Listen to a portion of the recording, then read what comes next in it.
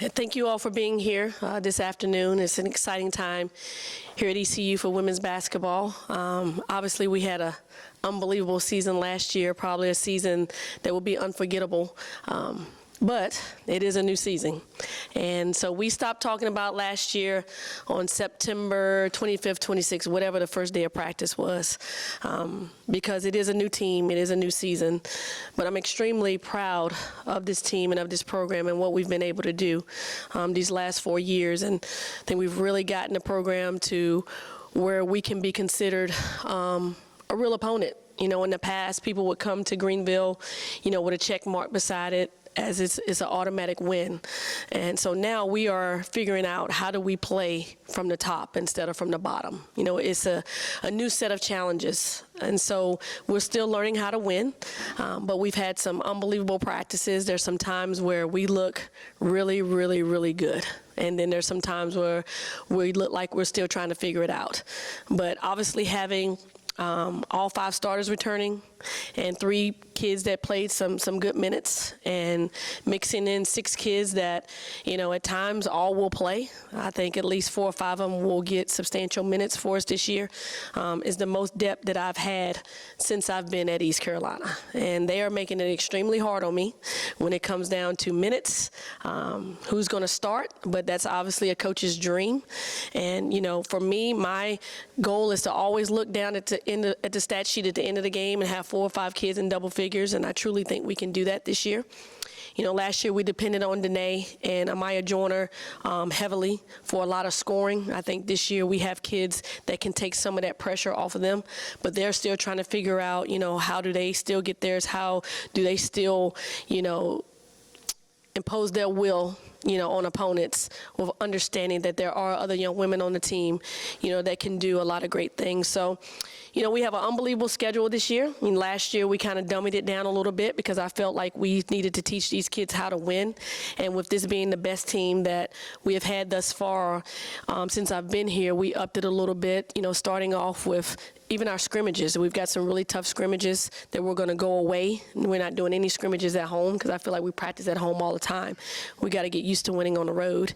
You know, going to the Bahamas, playing Ohio State, who's going to be top 10, Seton Hall, who's always extremely scrappy, and then obviously the main one with South Carolina coming here on December 30th. I think it's going to be a non-conference schedule that's going to prepare us for our conference that is extremely tough, but also prepare us for postseason play, where I think we kind of fell short last year, being in that environment and not playing against that type of team and not understanding what it took in order to be competitive in a game like that. So we've built our non-conference schedule to get us prepared. So extremely happy. You know, we're still doing our practice players of the day. And on any given night, on any given day, I think almost everybody has gotten practice player of the day. And there's been days where I could have named 7 practice players of the day, which is obviously a coach's dream to have kids constantly competing in practice. So I think the girls are excited. We've got our first scrimmage tomorrow where we play against somebody other than ourselves and against guys. So we'll see tomorrow, you know, what we're truly made of.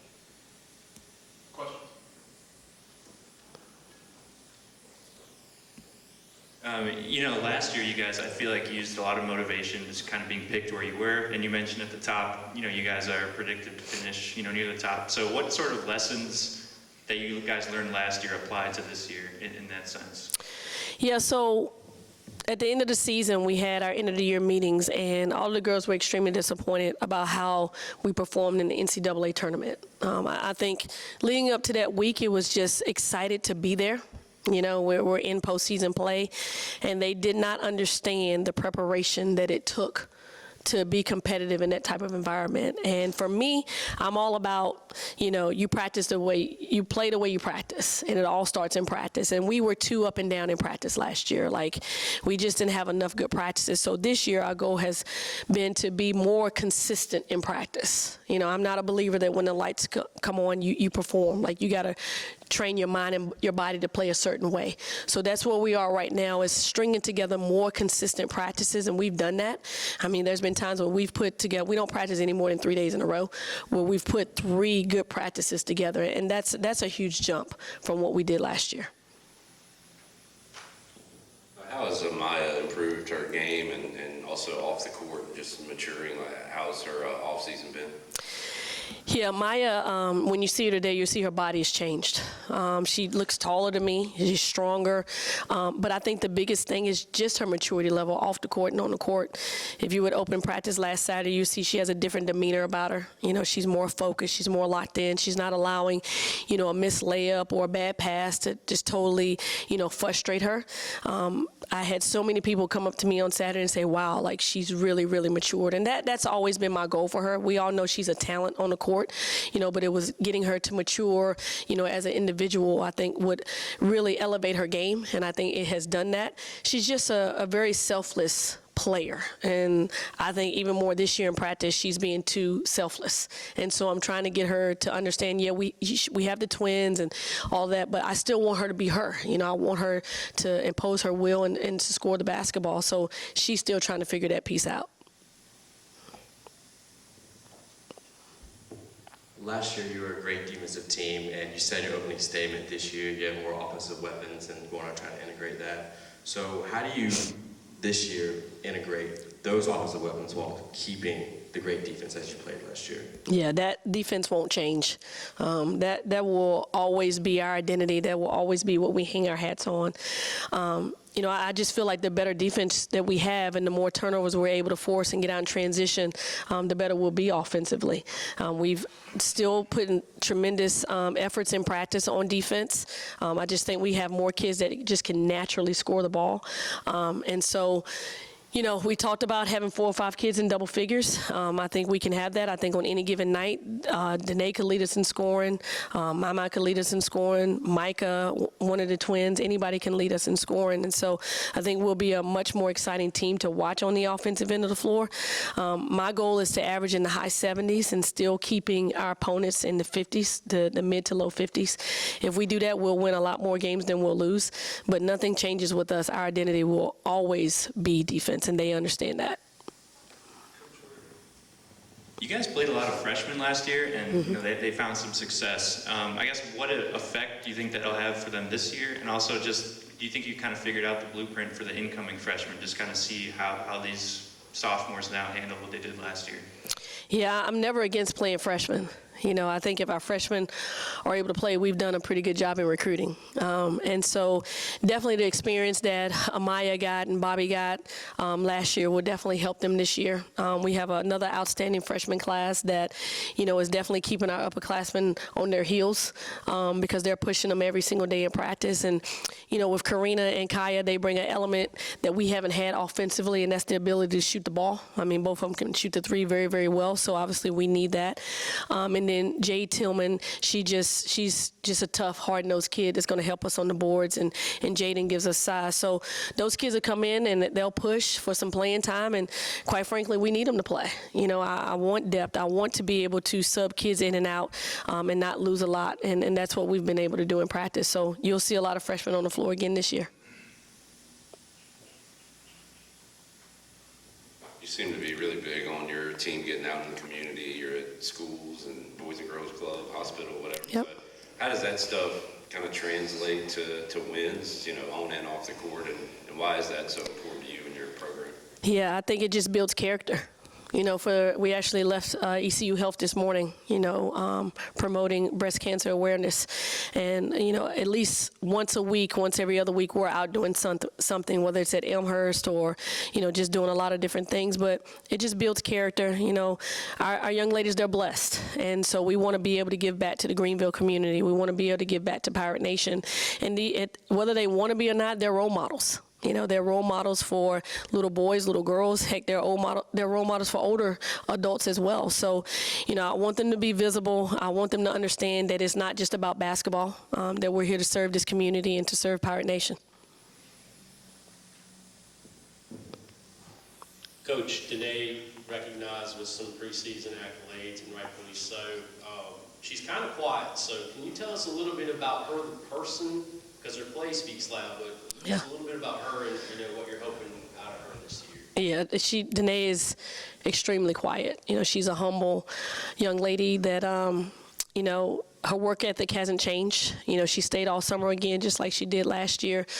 So she's earned, the preseason Player of the Year. But, as I tell her every day, it doesn't matter. They're not handing out trophies for that right now, and still at the end of the day, what matters the most is us holding up that big trophy at the end of the year, of winning a championship. But she wants it.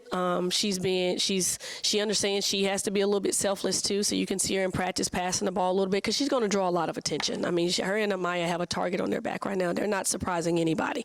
And so she's done a really good job utilizing, her teammates and helping her, because the more they can score, the more people can't, double and team her and things of that nature. So she's been a great teammate.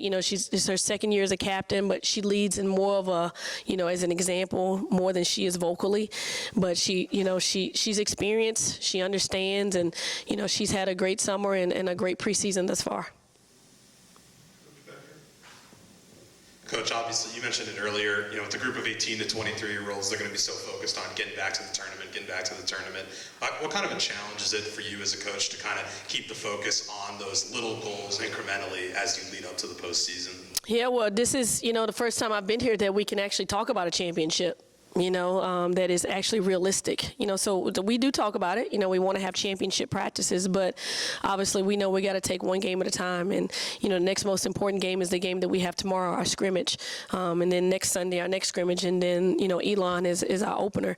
We want to, have a really, really good preseason again like we did last year. I think we had 10 wins on the road all last year, which was extremely hard to do, to win on the road. But, for me, it's about winning the day in practice. And so that's really where it starts with our practice and what little goals we have set for the day in practice. I'm a goal-driven person, so we have daily goals that we want to accomplish, and I think that kind of keeps you, really, really focused, on the big picture. We always say if we can dominate the little things, big things will happen, and so they've done a really good job of stringing together more consistent practices. So I'm just, as they are, I'm ready to go play somebody else, so we can see truly, where we are tomorrow. Be great film work after that, and really see what works and what doesn't work. How you doing, Coach? Good. As far as the crowds last year were amazing, especially down the stretch. How do you build from that great response from Pirate Nation from the end of the year, plus the viewing party that was awesome right here at the club level? Yeah, I think the community, getting out in the community definitely helps that, because I think when people feel like they have a personal relationship or they know our players, they want to come out and they want to support them. So that's another reason why we get out in the community. But I'm hoping that we can pick up where we left off. I mean, you think about those last games at home, the crowds were great, especially against Houston.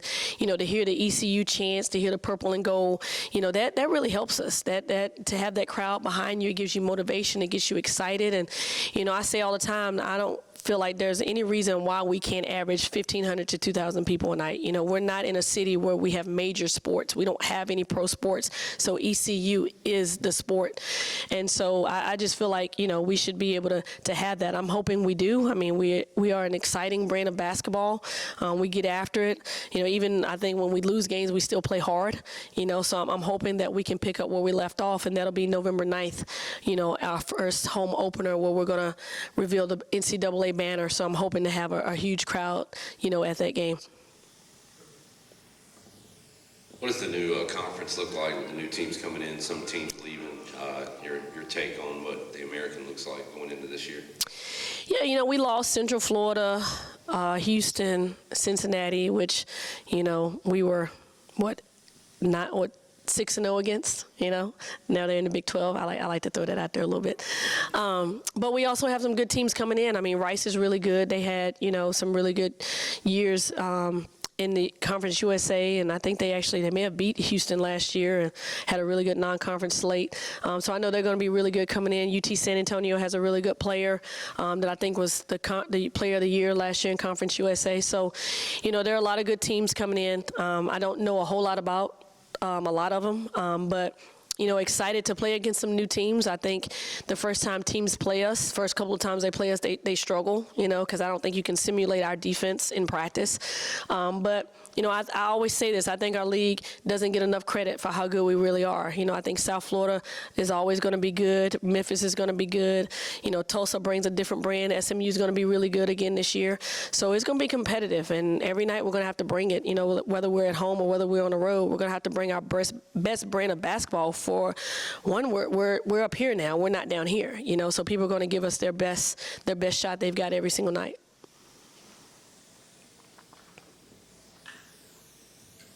I know you've always had a good relationship with Dawn Staley, but how does it feel to bring a program like South Carolina to Greenville and also go up against a mentor in Dawn Staley? Yeah, I've always looked up to Dawn. Obviously, played at the University of Virginia. I'm from Virginia, point guard, small point guard. A lot of similarities. She's better than I was and has a lot more championships than I do. But she's just done remarkable things for women's basketball. Just built it, and I think without her, women's basketball wouldn't be where it is today. So to be able to bring her into Minji's and play her team, which is going to be another unbelievable team, I just think it's great for our program. I think it's great for Pirate Nation. I think it's great for Greenville. And that's what you come to college for, to play against some of the best competition in the country. And that's what we'll be doing. And it'll be fun, and hell, who knows? We may shock the world. That's the plan. That's the goal. To come in and to not to just play, but to win a game. And I think on some days, I'll be honest with you guys, we look like a top 25 team. I've been a part of top 25 teams, and when Amaya and the twins and Danae and Micah got it going on, I just think we have some of the best players in those positions in our league. And so we're going to be exciting to play. I hope Pirate Nation comes out and supports us like they did last year. And just have another great season. I know you guys are always going to play good defense. Your transition game is good. So how important is it to you to bring in some shooting? Like when you look at the roster and you kind of plan out how this year is going to go, how much focus did you put on just adding some shooting and three-point shots? That was extremely important in every position, not only from the guards, but we wanted our posts to be able to stretch the floor too, because you can have a good inside game, but if you can't hit that 15, 17-footer, then defense is just going to sag in on you and take that away. So in this class, it was important that we brought in kids that could really shoot the ball, stretch the floor, scores. We wanted more scores, and so I really think we did that. But not only that, the returnees, they really worked their butts off in the offseason. I mean, they all pretty much stayed here all summer, and they all got better. Kimmy Jenkins has gotten better. Bobby's gotten better. Every return, Morgan's gotten better. Everybody has gotten better. So when that happens, that just elevates your team. I'm looking at our scrimmage last year against Elon. I'm looking at our game last year against Wake Forest, which was 2 games into the season. We're better right now than we were then. And that's huge. And obviously that's returning a lot of veterans. That's, recruiting a really great class that can come in and help you immediately. So just, extremely thankful for my staff because they put tireless efforts into, player development. And at this level, you got to make players better. Every single year, they got to get better. And every single year, our players have gotten better. This is 2 years in a row we've gotten the most improved player with Tanaya Thompson and then Danae McNeill this past year. So that just tells you the work that my staff is putting in to make these kids better, but also credit the young ladies for coming in and wanting to get better. I mean, they could go home in the summer and go to the beach and lay out, but they chose to stay here because they know we're not finished and they want more. They got to taste of it and they want more. Coach Schwartz has talked about building the men's program building it into a program and not a roster every year. And in today's world of college basketball, that's something that you've done as well over the past 2 years. And how much does it say about this group, as you said, for them to come back, especially with the transfer portal era? Yeah, especially Micah and Danae, who are grad kids that could have made a third, went to a third school, but decided to stay at East Carolina. I think that just shows, their loyalty. I think that also shows that they feel like they got a chance to run it back and win it again. I've said, even when the transfer portal came into existence, I told my staff, I don't want to live on a transfer portal. I think it's a quick fix. I want to recruit high school kids because I think I'm all about relationships. So when you're recruiting a kid a year or 2 years, you really, really build those relationships. And I think that's how you build a program. yes, we do have some kids on our roster from the portal, but everyone besides Micah, we recruited them out of high school. You know, I recruited Kimmy out of high school. She chose to go to Georgia. We recruited the twins out of high school when they chose to stay at home in Florida. So there was already a previous relationship there, and we already knew them. You know, as far as Micah, I think, you know, for me that was a blessing. You know, Micah is the type of point guard that I've always wanted, and she has set the tone and the model for my staff that when you go out and find a point guard, that's what I want it to look like. You know, so we got extremely lucky and I'm extremely grateful that she chose to come to East Carolina. But for us to keep those kids intact, you know, it says a lot. It says a lot about their loyalty. It says a lot about our culture. Take one more.